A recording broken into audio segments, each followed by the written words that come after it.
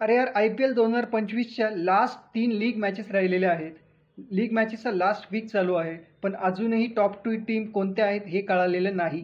इतका सस्पेन्स तर त्या सस्पेन्स मूव्हीमध्ये सुद्धा नसतो, जितका सस्पेन्स टॉप 2 मध्ये कोणत्या टीम असतील हे समजून घेण्यामध्ये होत आहे. आज पंजाब आणि मुंबई इंडियन्सची मॅच आहे. आता या मॅचमध्ये जी टीम जिंकेल ना, ती फिक्स टॉप 2 मध्ये जाणार आहे. मुंबई इंडियन्सचे 16 पॉईंट्स आहेत आणि पंजाबचे 17 पॉईंट्स आहेत.